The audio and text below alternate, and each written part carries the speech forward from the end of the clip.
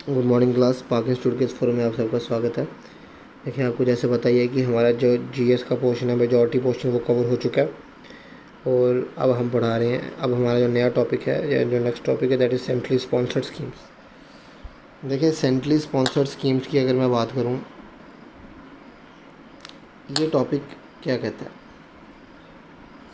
इस टॉपिक में हम पढ़ेंगे क्या सेंट्रली स्पॉन्सर्ड स्कीम्स के बारे में, यानी ये वो स्कीम्स हैं जो गवर्नमेंट ऑफ इंडिया लेके आती है। देखो, देखा जाए ना, जो स्कीम्स होती है ना, ये दो टाइप की होती है। क्या दो टाइप की होती है? कौन कौन सी? एक होती है सेंट्रल सेक्टर स्कीम, एक होती है आपकी सेंट्रली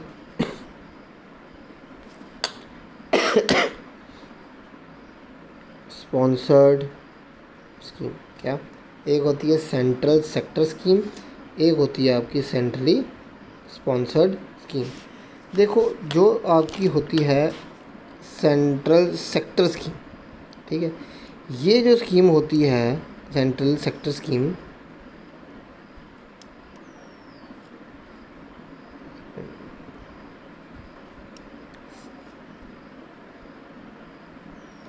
सेंट्रल सेक्टर स्कीम, जो देखो सेंट्रल सेक्टर स्कीम होती है, इट इज़, इसमें सबसे इम्पोर्टेंट पॉइंट क्या ध्यान रखने वाला था, it is entirely and directly funded bye centre. ठीक है, क्या बताया मैंने आपको कि जो सेंट्रल सेक्टर स्कीम होती है, ठीक है, ये किसकी बात कर रहा हूँ मैं? सेंट्रल सेक्टर स्कीम की।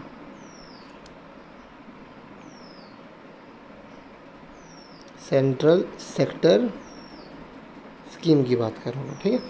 अब जो सेंट्रल सेक्टर स्कीम होती है, it is entirely and directly funded bye centre. क्या मतलब होता है एंटायरली फंडेड का? मतलब क्या होता है, ये फुल कैपेसिटी में कौन फंड करता है इसको? सेंट्रल गवर्नमेंट इसको फंड करती है। यानी क्या, अगर सपोज करते हैं एक स्कीम को इम्प्लीमेंट करने के लिए 100 करोड़ लगता है, सो 100 का 100 करोड़ कौन देगा यहाँ पे? सेंट्रल सेक्टर स्कीम के अंदर वो देगा आपका सेंट्रल गवर्नमेंट। ठीक है, साथ में मैंने ये भी बोला it is entirely and directly funded by central government. यानी क्या, यानी यहाँ पे सेंट्रल गवर्नमेंट जो भी स्कीम लेके आएगा, ऐसा नहीं होगा कि वो स्कीम सेंट्रल गवर्नमेंट स्टेट के थ्रू इम्प्लीमेंट करेगा। वो सारी की सारी जो स्कीम होगी वो सेंट्रल गवर्नमेंट अपने लेवल पे इम्प्लीमेंट करेगा। साथ ही साथ जो बेनिफिशियरी को उसने आपका जो बेनिफिट देना है, या फिर जो भी सपोज करते हैं जनधन योजना है, उसमें आपने पैसे पहुंचाने किसी के अकाउंट में, वो सारा जो सेंटर है वो डायरेक्टली किसको देगा? बेनिफिशियरी को देगा। ठीक है, तो यानी क्या मैंने बताया कि it is entirely and directly funded by central government. क्या? Central sector scheme. ठीक है, मैं सेंट्रल स्पॉन्सर्ड स्कीम्स में नहीं आया, मैं अभी कंपैरिजन कर रहा हूँ किसका? सेंट्रल सेक्टर स्कीम का और सेंट्रली स्पॉन्सर्ड स्कीम का।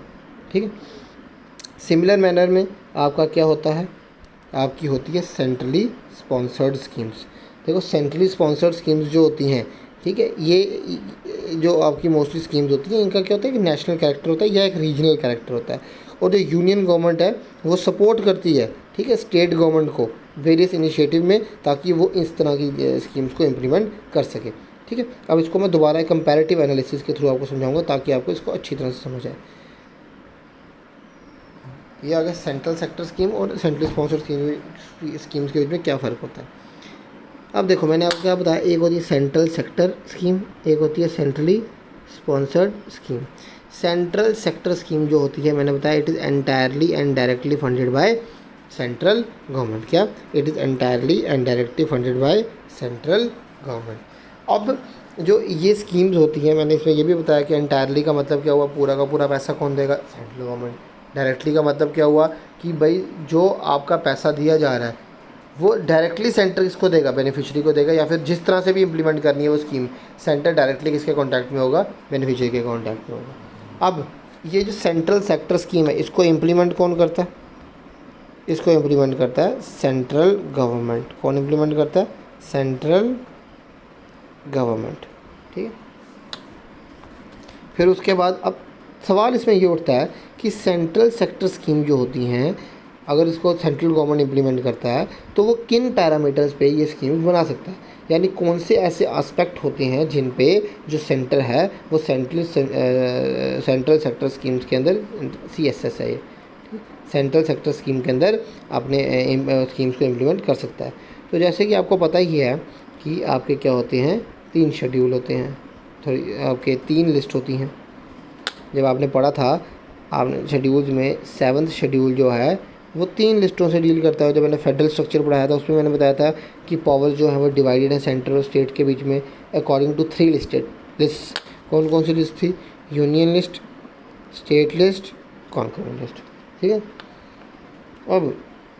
अब आपको ये भी पता है कि यूनियन लिस्ट पे कौन लॉ बनाता है? Central government. स्टेट लिस्ट पे कौन लॉ बनाता है? State government. कॉन्करेंट लिस्ट पे कौन लॉ बनाता है? मिलके दोनों लॉ बनाते हैं।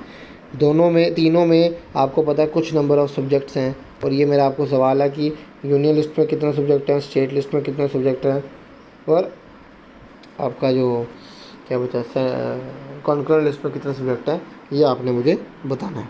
ठीक है,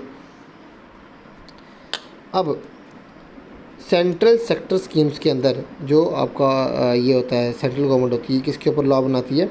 ये लॉ बनाती है आपकी उन सब्जेक्ट्स के ऊपर जो किसमें मेंशन है, यूनियन लिस्ट के अंदर, यानी जिनके ऊपर कौन बना सकता है, सेंट्रल लॉ बना सकता है उनके ऊपर। ठीक है,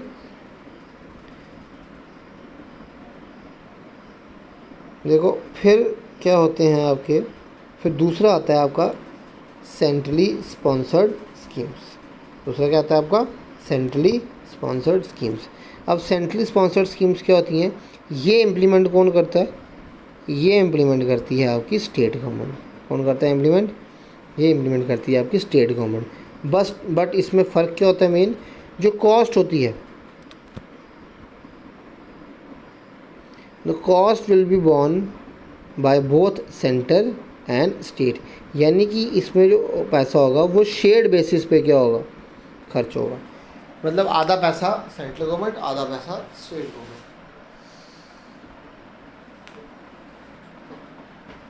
ठीक है, आधा पैसा सेंट्रल गवर्नमेंट खर्चेगी, आधा पैसा स्टेट गवर्नमेंट खर्चेगी। ठीक है, अब इसकी भी अगर हम बात करें, अब सवाल उठता है क्या रेशो होगी इनकी। अब जो रेशो है वो वैरी करती है, बट एक चीज़ है कि जो सेंट्रल गवर्नमेंट है उसके ऊपर बर्डन हमेशा ज़्यादा होता है, यानी high proportion will be borne by centre. जो हाई प्रपोर्शन है it will be borne by centre. ठीक है, तो सवाल उठता है कि भाई ये जो आपका सेंट्रल सेक्टर स्कीम्स है ये किन एरियाज़ पे आपका लॉ बनाएंगे, ये किन एरियाज़ को लेके आपकी गवर्नमेंट स्कीम्स निकालेगी। तो याद रखना ये कौन से सब्जेक्ट्स के ऊपर बनाती है? ये उन सब्जेक्ट्स के ऊपर बनाती हैं जो स्टेट लिस्ट के ऊपर मेंशन्ड है, उनके ऊपर ये क्या करती है गवर्नमेंट, जो ये आपका सेंट्रल गवर्नमेंट है वो स्कीम्स लेके आती है सेंट्रल स्पॉन्सर्ड स्कीम्स के अंदर। ठीक है, इतना क्लियर हो गया? ठीक है, तो यानी दोनों में क्या होगा? अब दोनों में मैंने बताया कि जो शेयर है वो वैरी करता रहता है, कई बार वो आपका हर बार वो अलग होगा आपका। ठीक, अब आगे अगर हम बात करें, अब सवाल उठता है कि जैसे सेंट्रल सेक्टर स्कीम है, इसकी एग्जांपल दे दो कोई। अब याद ना सेंट्रल सेक्टर स्कीम्स जो है इसकी एग्जांपल देखा जाए तो भारत नेट, आपने देखा होगा हर जगह फाइबर पड़ रहे हैं भारत नेट के। ठीक है, वो मुद्रा योजना। ठीक है, अच्छा जन धन योजना। ठीक है, ये सब एटसेट्रा, ये सब क्या कहते हैं आपके सेंट्रल सेक्टर स्कीम्स।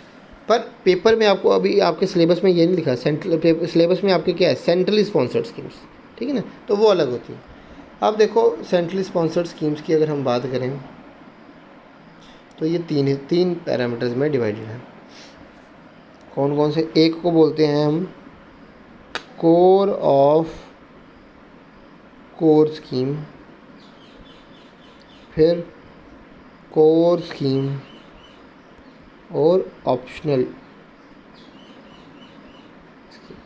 क्या? कोर ऑफ कोर स्कीम और आपका ऑप्शनल स्कीम। ठीक है, क्या बताया मैंने आपको? 3 हो गए, कोर ऑफ कोर स्कीम और ऑप्शनल स्कीम। अब इनमें क्या फ़र्क होता है? अब ये जो डिफरेंस है हमेशा याद रखना, दिस डिफरेंस इज़, ये जो डिफरेंस है this is made on basis of financial involvement of state, कि स्टेट कितना पैसा इन्वेस्ट कर रही है उसके अकॉर्डिंगली कैटेगराइजेशन है, ठीक है। अब फॉर एग्जांपल अगर हम बात करें core of the core scheme की, ठीक है, तो core of the core scheme में क्या होता है, जो स्टेट की कंट्रीब्यूशन है वो कम होती है। क्या बताया मैंने, स्टेट की जो कंट्रीब्यूशन है वो काफ़ी क्या होती है, कम होती है, ठीक है। अब जहाँ पे स्टेट कम कंट्रीब्यूट करता है उनको हम क्या बोलते हैं, core of the core scheme, ठीक है। अब यहाँ पे देखा जाए तो कंट्रीब्यूशन जो होती है स्टेट की वो मोर और लेस आप लगा लो 25% के आसपास होती है। कितनी, 25% के आसपास होती है, ठीक है।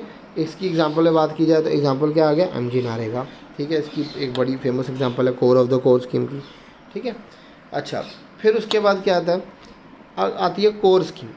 कोर स्कीम वो होती है जहाँ पे स्टेट गवर्नमेंट अप्रॉक्सीमेटली 40% के आसपास अपना क्या करती है, शेयर देती है, 40% के आसपास वो अपने पैसे खर्चती है, उसको हम क्या बोलते हैं, कोर स्कीम, ठीक है। काफ़ी स्कीम है इसके अंदर, आगे मैं बताऊंगा आपको, ठीक है। फिर आती है आपकी ऑप्शनल स्कीम। देखो ऑप्शनल स्कीम कौन सी होती है, जहाँ पे स्टेट का कितना खर्चा होता है, अप्रॉक्सीमेटली 50%, उनको हम क्या बोलते हैं, आपकी ऑप्शनल स्कीम्स, ठीक है। बट इसमें एक बात और ध्यान में रखनी है, अगर कोई स्टेट फाइनेंशियली बैकवर्ड है, जैसे नॉर्थ ईस्टर्न स्टेट्स, उन स्टेटों में प्रोविज़न क्या होता है कि सेंट्रल गवर्नमेंट कई बार 90% भी खर्चती है, और जो स्टेट गवर्नमेंट है वो 20% का उनको कैप लगा देते हैं, ठीक है, कि ज़्यादा वो उनको बैकवर्ड स्टेट्स के ऊपर है, ठीक है। क्लियर, तो मैंने क्या बताया, तीन आपकी मैंने बताई, core of the core scheme और ऑप्शनल स्कीम। अब यही लिखा हुआ है कि 29 टोटल स्पॉन्सर्ड स्कीम्स हैं, पर यहाँ पे इन्होंने इसको 2 कैटेगरी में डिवाइड किया, बट एक्चुअल में 3 कैटेगरीज होती हैं, ऑप्शनल स्कीम भी होती है एक, ठीक है। अब इसमें क्या बताया इन्होंने कि 6 क्या होती हैं आपकी core of the core scheme. अब देखो सीधी सीधी बात है, अगर आप ये सारी पढ़ने बैठ गए, जैसे ये 6 है core of the core scheme, फिर आ जाती है आपकी सिंपल कोर स्कीम, ये 23 आ गई, ये सारी की सारी। आप पूरी तरह से अगर आप एक एक, आपने क्या करना है, देखो इसमें आपने सिंपल मैनर में अगर बात की जाए, आपको सिर्फ आइडिया होना चाहिए, ठीक है, क्या आइडिया होना चाहिए। जैसे हर स्कीम का आपने क्या करना है, एक आप ले लेना कि कब वो स्कीम इम्प्लीमेंट हुई, ठीक है। जैसे एमजी नरेगा की बात करें, और सारी स्कीम्स भी पढ़ने का कोई लॉजिक नहीं बनता, क्योंकि अगर मैं सही तरीके से बात करूं, अब यहाँ लिखा umbrella scheme for development of schedule caste, ठीक है ना। ये अब इस स्कीम के अंडर कम से कम 10 से 15 स्कीम्स होंगी, तो आप हर एक स्कीम को पूरी तरह डिटेल में नहीं पढ़ सकते। आपको पढ़नी है इंपॉर्टेंट स्कीम, जैसे कि एमजी नरेगा आप सबको पता है कि जो आपका नरेगा था ये 2005 में आपका शुरू हुआ था, 7 सितंबर 2005 में, ठीक है ना। पहले इसको national rural employment guarantee act बोलते थे, फिर अमेंडमेंट हुई 2009 में, फिर इसका नाम बना MG NREGA, Mahatma Gandhi national rural employment guarantee act. इसका मेन मोटिव क्या है कि आपने क्या करना है, 100 डेज़ की आपको क्या प्रोवाइड करनी है, what do you call it, 100 days की आपको अनस्किल्ड लेबर को एम्प्लॉयमेंट प्रोवाइड करनी है, ठीक है।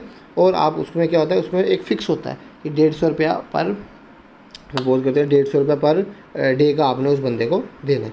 तो ये किस्म से एम्प्लॉयमेंट के रिगार्डिंग ये स्कीम है, ठीक है। अब आपने क्या करना, अब आप देखो, अगर मैं एक एक स्कीम को पकड़ने बैठ गया तो कम से कम 10 दिन लग जाएंगे, स्कीमें ही नहीं ख़त्म होंगी, क्योंकि इतना टाइम इसको पूरा वीडियो बनाना ये सब काफ़ी लंबा प्रोसेस आ जाएगा आपका, कम से कम 10 घंटे इसी चीज़ में लग जाएंगे।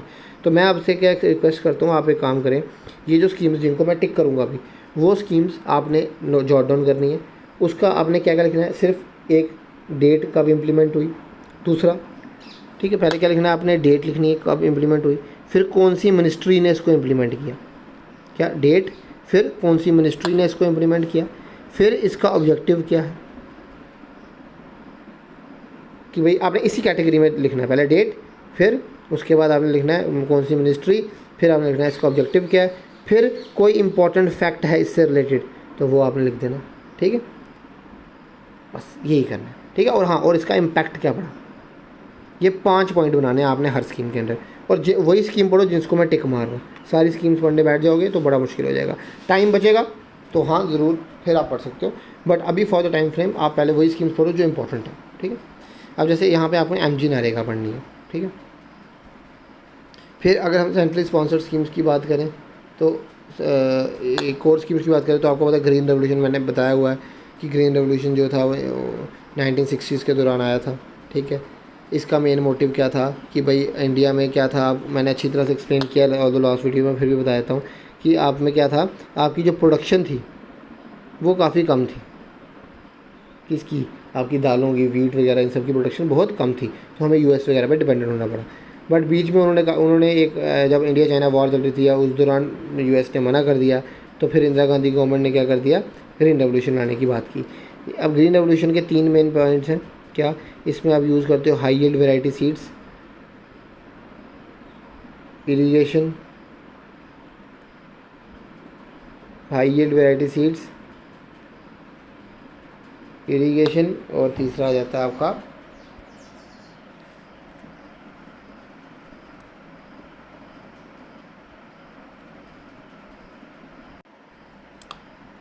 आ जाता है आपका फर्टिलाइज़र्स।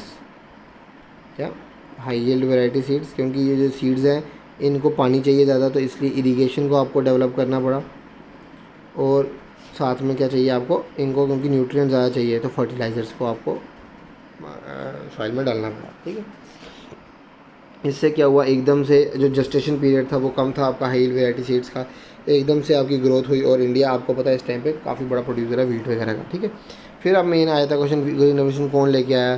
तो इंडिया में तो आपको पता है MS स्वामीनाथन लेके आए। इससे पहले ये कहाँ आया था? इससे पहले आपको सबको पता कहाँ आया था, ये आया था मैक्सिको में।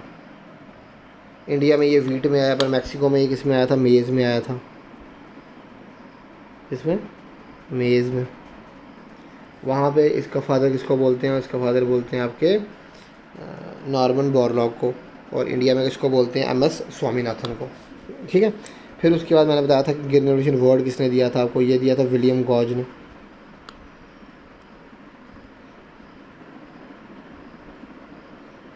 तो ये सारा मैंने आपको कौन से टॉपिक में पढ़ाया, पिछले टॉपिक में पढ़ाया था। फिर वाइट रेवोल्यूशन सिमिलर मैंने वर्गीस कुरियन, ब्लू रेवोल्यूशन ये भी, ये देखो ये पढ़ने हैं आपने।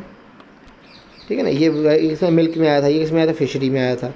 फिर प्रधानमंत्री कृषि सिंचाई योजना, ये आपने देखनी है एक बार, इसमें मैंने जैसे बताया वही देखना आपने। ये भी आपका किसके रिगार्डिंग थी, आपका इरिगेशन टेक्निक्स के रिगार्डिंग थी। ठीक है, कि इसके अंदर आपने डिफरेंट सोलर पंप्स वगैरह प्रोवाइड किए आपके फार्मर्स वगैरह को, वो सब चीज़ें। इस पर भी सेम चीज़ है, डेट, उसके बाद मैंने क्या बताया आपको, कौन सी मिनिस्ट्री ने लॉन्च किया, फिर इसका ऑब्जेक्टिव क्या है, फिर कुछ इंपॉर्टेंट फैक्ट, फिर इसका इम्पैक्ट क्या पड़ा। बस ये पॉइंट में आपने कवर करना है। फिर ग्राम सड़क योजना आपको पता ही है, काफ़ी पुरानी स्कीम है, जिसके अंदर आप क्या कर रहे हो, आप अर्बन और रूरल एरियाज़ में सड़कों को आप बिछा रहे हैं। ठीक है, ये देखिए आपने देखनी है इसमें डेट की।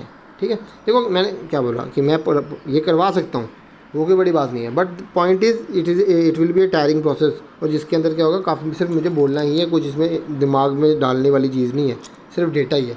अगर आप बोलोगे मैं एक PDF सेंड ज़रूर कर दूँगा ग्रुप के अंदर, जिसके अंदर ये सारी स्कीम्स आपको मिल जाएंगी। ठीक है, फिर वही प्रधानमंत्री आवास योजना, जिसमें आप घर प्रोवाइड कर रहे हो। ठीक है ना, रूरल ड्रिंकिंग वाटर मिशन, सही वाटर प्रोवाइड कर रहे हो। स्वच्छ भारत मिशन आपको पता ही है।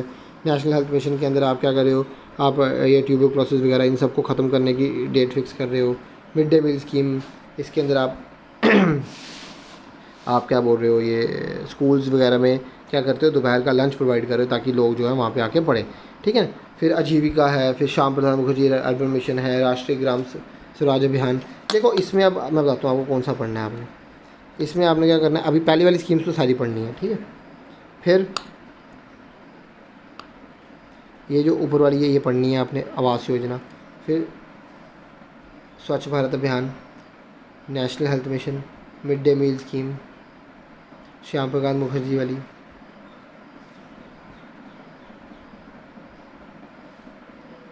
नेशनल एजुकेशन मिशन,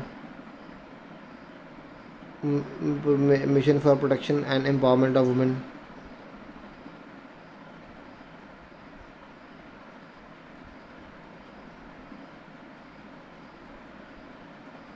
अमृत। अब देखो ये लिखा हुआ है इसमें जॉब एंड स्किल डेवलपमेंट, ये स्किल इंडिया वाली आ गई इसके अंदर। ठीक है, अब environment, forestry and wild life, अब इसके अंदर कम से कम 50 स्कीमें हैं।